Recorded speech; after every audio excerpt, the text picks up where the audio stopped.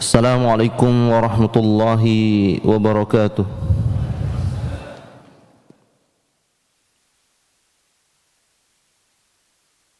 Alhamdulillah, la haula wa la quwata illa billah. Allahumma salli wa sallim ala nabiyyina Muhammad wa ala alihi wa sahbihi wa man walah.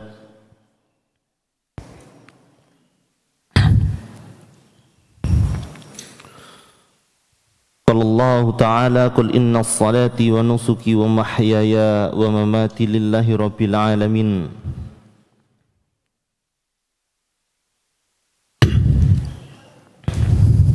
Amma ba'du. Jamaah salat subuh barakallahu fikum. Alhamdulillah, tidak henti-hentinya kita dan tidak akan pernah berhenti untuk senantiasa bersyukur kepada Allah Subhanahu wa ta'ala, karena kita tidak akan sanggup ditinggalkan oleh Allah Subhanahu wa ta'ala. Kita tahu kita ini adalah makhluk yang lemah, maka dengan kelemahan ini kita sadar bahwa kita butuh pelindung. Makanya seseorang itu jika dia merasa lemah fitrahnya, dia akan mencari pelindung. Bahkan hewan pun paham. Hewan itu jika dia merasa lemah, dia akan berupaya untuk melindungi dirinya. Dan Allah Subhanahu wa ta'ala memberikan kepada hewan itu silah, yaitu senjata untuk melindungi diri. Allah memberikan kepada ular bisa, Allah memberikan kepada kalajengking sengatan, kepada landak durinya, bahkan kepada cicak, yaitu bagaimana dia untuk mengelabui orang ya, apapun ya yang akan membahayakan dia. Ya bisa jadi orang, yaitu apa? Ekornya yang terputus. Itu hewan. Bagaimana dengan kita? Bahkan Nabi, bahkan sekelas Nabi pun, sekelas Nabi Musa alaihi salatu wassalam, beliau juga berlindung kepada Allah Subhanahu wa ta'ala, sebagaimana yang dibaca qari tadi ketika kita sholat. Nabi Musa berlindung, qala a'udzu billahi an akuna minal jahilin. Beliau bilang a'udzu billah, beliau berlindung kepada Allah Subhanahu wa ta'ala, yaitu berlindung kepada Allah agar tidak menjadikan salah seorang dari kalian minal jahilin, ya, dari orang-orang yang jahil. Dan termasuk bagaimana sunnah yang diajarkan oleh Nabi Shallallahu Alaihi Wasallam. Melanjutkan perkara yang kemarin, bagaimana petunjuk Nabi di dalam terapi terhadap sengatan hewan, secara konteksnya adalah kalajengking. Yaitu kemarin kita membahas bagaimana Nabi membaca Al-Ikhlas, kemudian membaca dua surat Al-Mu'awwidzatain. Mu'awwidzatain itu dua surat perlindungan. Kita sudah bahas itu, dan termasuk bagaimana beliau menggunakan garam untuk mengeluarkan racun. Dan ini ada kaidah di dalam berobat.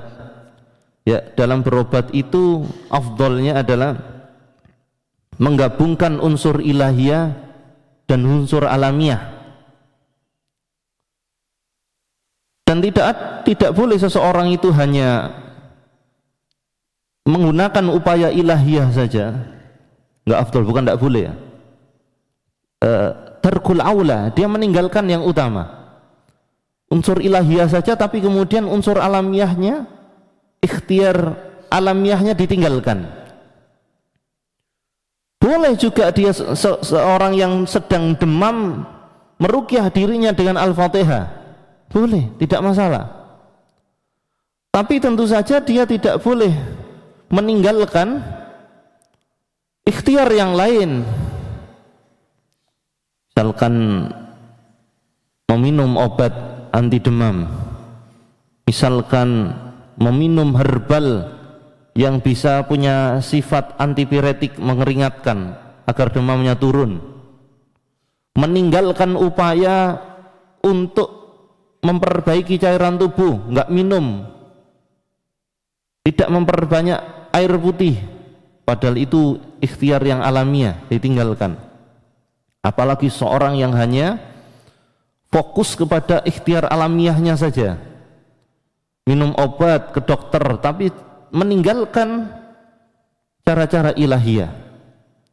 Setelah itu, di pembahasan terakhir bab ini, Al-Imam Ibnul Qayyim Al-Jauziyah, ya, beliau menukil hadis yang diriwayatkan oleh Imam Muslim, meriwayatkan dalam sahihnya, dan hadis ini dari Abu Hurairah radhiyallahu anhu. Beliau menceritakan, waktu itu kan ada seseorang yang berjumpa dengan Rasulullah dan mengatakan, wahai Rasulullah, tadi malam saya disengat kalajengking.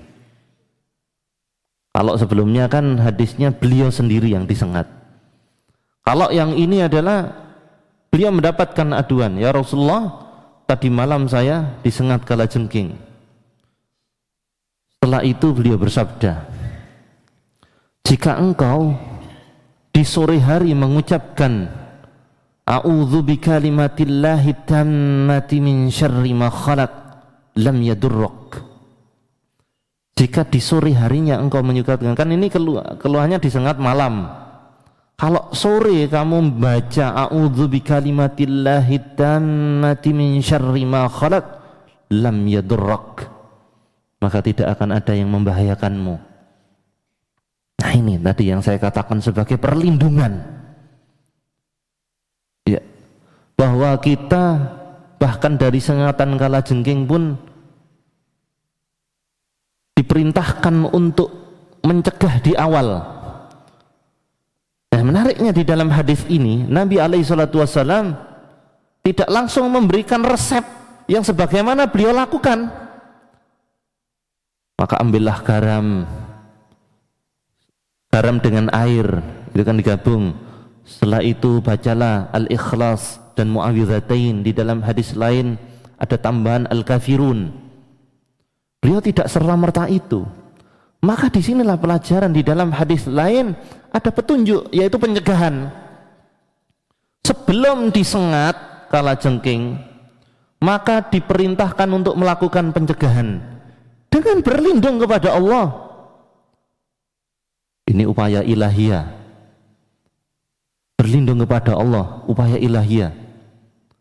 Lah kan sengatan kalajengking hewan, kenapa kemudian kita berlindung kepada Allah? Tidaklah ada sesuatu di dalam dunia ini kecuali semua di dalam genggamannya Allah Subhanahu wa ta'ala, termasuk kalajengking. Ini adalah petunjuk tentang pencegahan secara ilahiyah.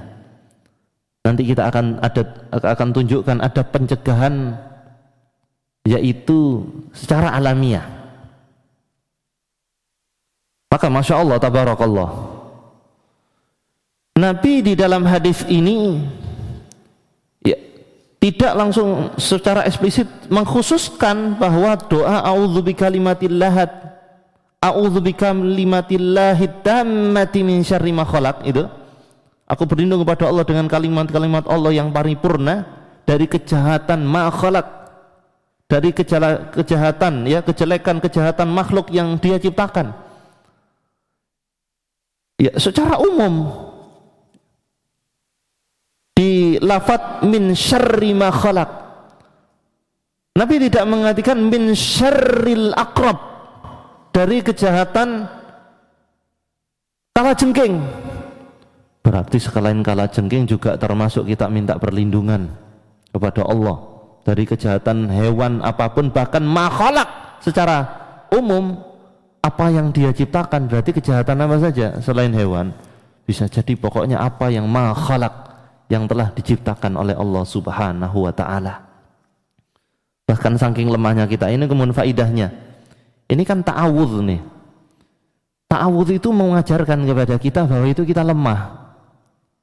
Bahkan semua yang hadir di sini tidak bisa menjamin dirinya bahwa setiap malam tidak akan ada nyamuk yang menggigitnya, walaupun pakai lotion. Nyamuk itu paham celah yang mana. Lotion anti nyamuk itu hanya untuk menyempitkan area yang akan digigit nyamuk. Bapak Ibu di sini yang pakai lotion nyamuk, kalau saya enggak ya. Panjenengan yang pakai lotion nyamuk, daerah mana saja yang dipakai lotion nyamuk? Wajah dipakai enggak? Ujungnya mata? Enggak. Telinga. Bagian dalam, bagian luar. Lah itu nanti yang diserang nyamuk. Masih digigit nyamuk walaupun orang itu pakai lotion nyamuk. Walaupun didobel, kalau perlu sebagian diminum, naudzubillah, tetap akan diganggu nyamuk. Selama saya pakai lotion nyamuk beberapa waktu yang lalu, jauh ya, itu saya lihat, ya Allah, kok masih digigit nyamuk saya. Kaki misalkan tetap kita pakai lotion, ternyata di sela-sela jari tetap digigit nyamuk.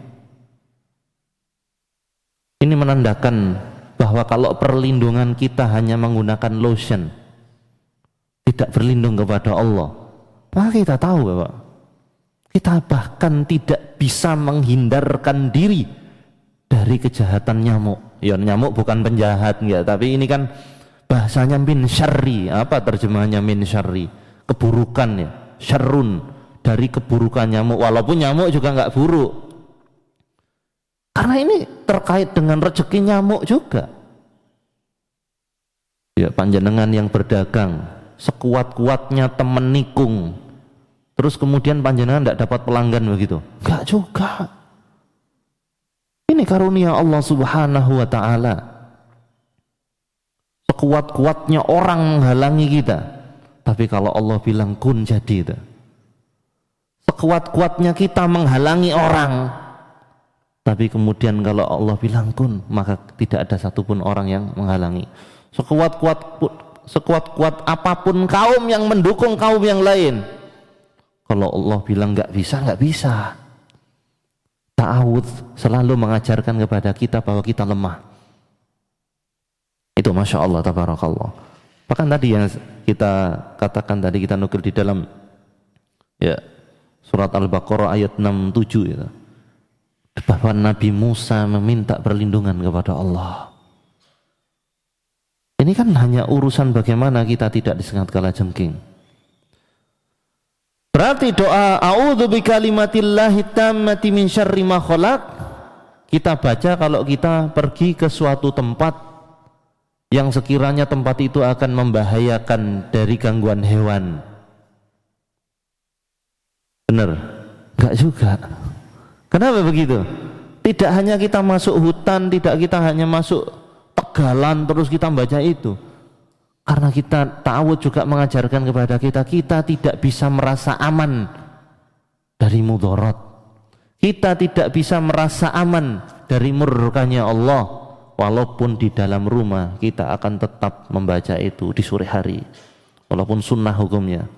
A'udzu bikalimatillahi tammati min syarri ma khalaq. Ya, kenapa kok ini dikatakan di sore hari? Apakah hanya boleh dibaca sore hari? Terus kalau waktu duha begitu nggak boleh? Kalau kita lihat sababul wurud hadisnya, ya memang kan curhatnya kepada Rasulullah digigitnya malam. Sebelum malam ya sore. Ini kan bicara pencegahan. Begitu jamaah barakallahu fikum. Ini bicara pencegahan. Juga termasuk jamaah barakallahu fikum, yaitu terkait bagaimana perlindungan secara yaitu ikhtiar yang alamiah. Yaitu contoh ini. Ketika seseorang ya seseorang itu diuji oleh Allah Subhanahu wa taala. Misalkan dalam perkara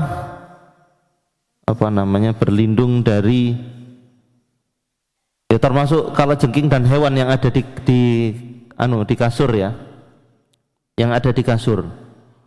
Contohnya apa sunnahnya sebelum kita tidur? Sunnah sebelum kita merebahkan ke tempat tidur, maka disebutkan di dalam hadis Sahih Al-Bukhari dan Sahih Muslim juga, Nabi bersabda, "Idza jaa ahadukum illa firasyih." Jika kalian mau pergi ke kasur, maksudnya ini ya mau tidur. Idza jaa ahadukum illa firasyih, ke firasnya, falyakhudhu dakhilata izari. Maka sunnahnya, kata Nabi alaihi salatu wassalam, hendaklah mengambil potongan dari kain kalian. Maksudnya kain itu izar itu tadi, ya bagian pokoknya ada kain lah begitu. Ambillah kain, digunakan untuk apa? Falyanfud biha firasyah. Digunakan untuk membersihkan, mengibaskan kain itu kepada tempat tidur. Ini bapak ibu sunnah kelut-kelut. Ya kalau yang Jawa paham kelut-kelut. Sunnah mengibaskan kain, atau pakai selain kain tidak apa-apa. Ya pakai penebah. Napa penebah kalau Malang? Iya pokoknya bedebah. Penebah ya. Bedebah. Penebah. Apapun itu pokoknya untuk kebas-kebas atau kemucing. Sunnah itu. Apa maknanya? Karena kata Nabi SAW, falyusammillah. Setelah itu juga bacalah bismillah, menyebut nama Allah. Falyusammillah, sebutlah nama Allah, basmalah. Fa innahu la ya'lamu ma khalafahu ba'dah. Karena dia tidak tahu apa sebenarnya yang terjadi sepeninggalnya tadi. Apa makna di dalam hadis ini? Al-Imam Nawawi di dalam Syarh Muslim, beliau mengatakan, wa ma'nahu annahu yustahabu an yanfudha firashi qabla ay yadkhul bil. Yaitu kata Imam Nawawi adalah seorang itu disunahkan untuk mengibaskan tempat tidurnya sebelum dia memasukinya atau menempatinya. Disunahkan. La'alla yakuna fihi haya au aqrab. Nah ini yang saya sebutkan tadi, upaya alamiah. Karena bisa jadi sebelumnya itu ada hewan-hewan yang ada di situ. Disebutkan apa di sini? Haya au aqrab. Bisa jadi ada ular, bisa jadi ada kalajengking. Kalau tadi kan berlindung, oke, kita lakukan itu berlindung kepada Allah. Tapi di sini ada pesan, nggak cukup ndonga saja itu, doa saja nggak cukup, kurang maksimal ikhtiarnya. Ya doa ya kebas-kebas, itu loh maksudnya. Loh, katanya ta'awud, kok di situ dikatakan falyusammillah? Ya kenapa kok falyusammillah? Kok tidak Nabi kok tidak bilang yaitu fasta'iz billah, berlindunglah kepada Allah, falyusammillah, maka bacalah bismillah. Itu juga bentuk perlindungan. Bismillah itu juga perlindungan, jamaah barakallahu fikum. Dengan seperti itu juga ada keberkahan dan upayanya nyata. Ya kayak gini misalkan, ya Allah, lunasilah hutangku ya Allah. Dikasih kerjaan di kantor males, nyambung nggak dengan doanya? Nggak nyambung. Atau dia tidak berupaya, ya Allah saya mau melunasi hutang ya Allah, saya sudah jualan ini bakso ini, misalkan bakso, saya sudah jualan ini kue, misalkan kue, saya sudah jualan es ini, misalkan es, tapi dia nggak maksimal. Ya es pokoknya adem, pokok legi, tidak berupaya maksimal bagaimana esnya ini enak, seger, rasa buahnya kuat, ya nggak laris. Ya dia jual pentol itu pokok bunder. Lah tahu bulat juga bunder. Kadang-kadang udun ya bunder. Jangan tidak sekedar bunder, tapi bagaimana pentolnya. Ngapunten kalau ada bakul pentol yang hadir ini. Saya yakin pentol Anda enak, tapi ndak ini bicara kepada pentol yang sak-sain gitu loh. Gak bisa, walaupun dia berdoa, saya itu sebelum berangkat jualan pentol saya sudah sholat duha, saya sudah baca perlindungan, saya sudah baca Waqiah, An-Nisa, Al-Baqarah, Yasin. Makanya tidak budal-budal loh ngaji tok. Terlambat sudahnya. Pelanggan sudah beli ke yang lain. Nah, upayanya nggak maksimal. Berangkatnya juga nggak lebih pagi. Padahal kalau kemudian kita pahami dari ikhtiar yang maksimal ketika Nabi mendoakan, ya Allahumma barik li ummati fi bukuriha, ya Allah berkahi umatku di pagi harinya.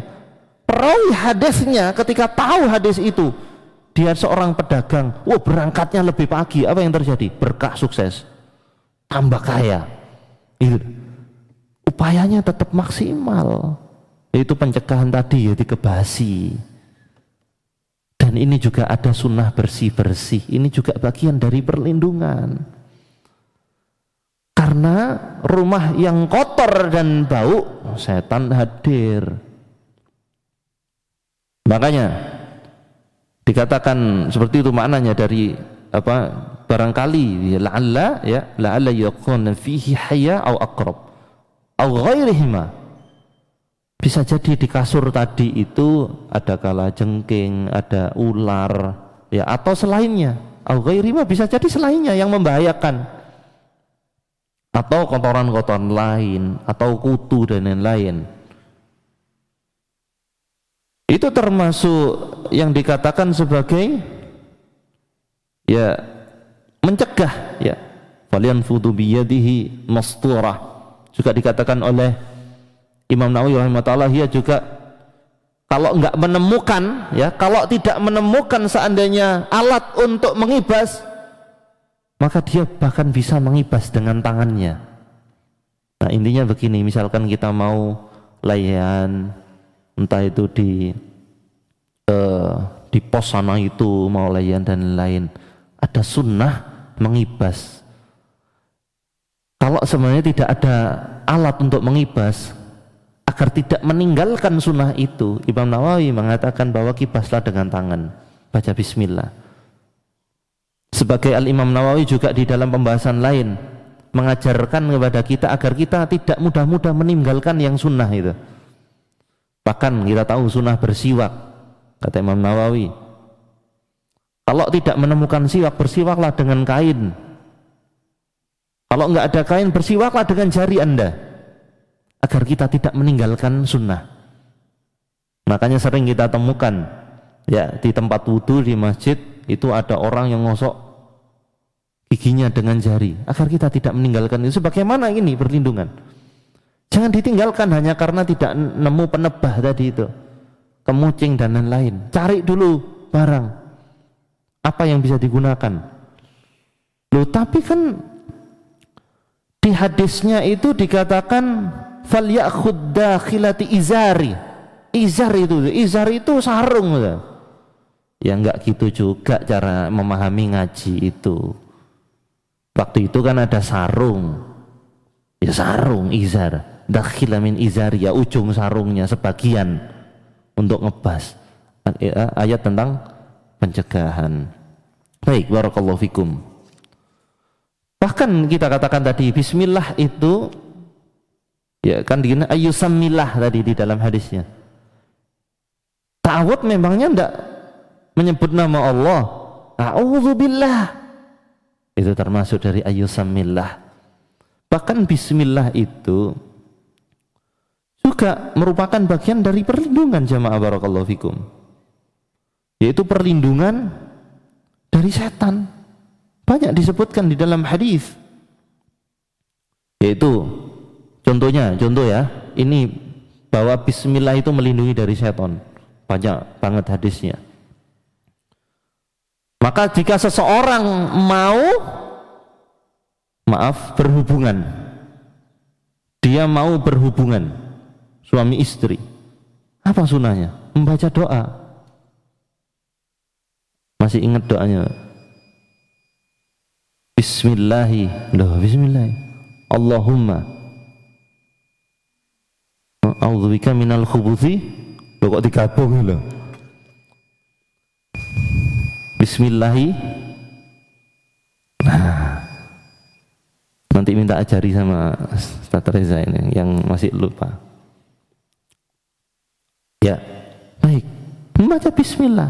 Apa ketika fadilahnya ketika membaca doa itu?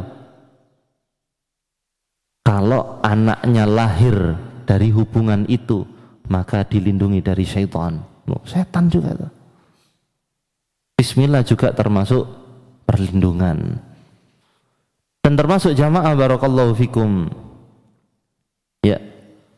Biasanya apabila Rasulullah alaihi salatu wasallam beliau hendak tidur ke pembaringannya, ini ada sunnah lain.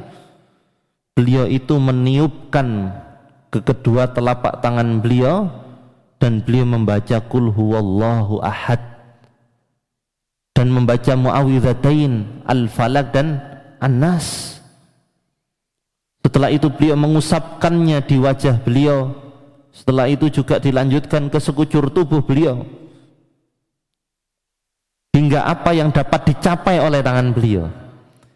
Ini di sini ada sunnah, yaitu masih berlindung. Tapi metodenya dengan mengusapkan. Ditiup dulu, setelah itu dibacakan. Setelah itu diusapkan di wajah dulu. Ini merupakan rangkaian adab. Karena kalau ke kaki dulu terus ke wajah nggak pantas. Lah tadi kakinya juga lupa keset lagi. Nah, itu enggak cocok. Makanya wudhu itu tidak dari kaki dulu, dari wajah dulu. Sebelum wajah kumur. Untung Allah mengurutkan begitu. Bandingkan kalau kemudian Allah tidak mengurutkan itu, dari kaki dulu, setelah itu kumur, pahit. Gitu. Dan ini dari wajah dulu, setelah itu kemudian sampai ke kaki, dan ini juga dari wajah dulu, setelah itu diusap ke semua anggota badan yang sekiranya mampu dijangkau. Karena Allah nggak ingin menyulitkan. Nabi nggak bilang ke semua, ke tubuhmu, mulai juga tulang belakangmu dari atas ke bawah. Wah ini kekuk ya. Sebelum tidur ke gini ya. Alhamdulillah Islam sangat mudah. Ad-dinu yusr, di agama ini mudah. Dan ini salah satu metode Bapak Ibu bisa juga digunakan untuk ruqyah, yaitu metodenya adalah mengusap. Ditiup dulu, baca, kemudian diusap. Termasuk ketika Nabi juga membacakan doa perlindungan untuk cucunya. U'idzukuma, itu beliau niup dulu tuh. U'idzukuma bikalimatillahit tam, u'idzukuma bikalimatil tamma min kulli syaitani wa hamma wa min kulli aini lama. Diusapkan dari atas dulu ke cucunya Hasan Husain, karena langsung beliau mengatakan u'idzukuma. Ya, itu u'idzu ta'awud juga tuh. Nabi saja ta'awud, kita kok tidak banyak ta'awud. Yang punya cucu di rumah, apalagi yang sering diupload foto cucunya itu, kok enggak dibacakan doa perlindungan? Nanti kalau ada apa-apa katanya ini kena sihir, ini yang nyihir mbae. Karena apa? Membuka pintu ain. Tuh. Ya, barakallahu fikum. Mungkin ada satu atau dua diskusi sebelum kita ke rangkaian ibadah berikutnya.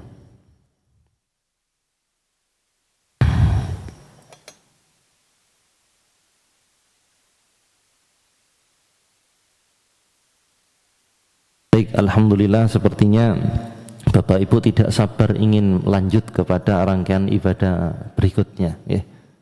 Yaitu tidur, ya, sholat terus kerja, yang kerja,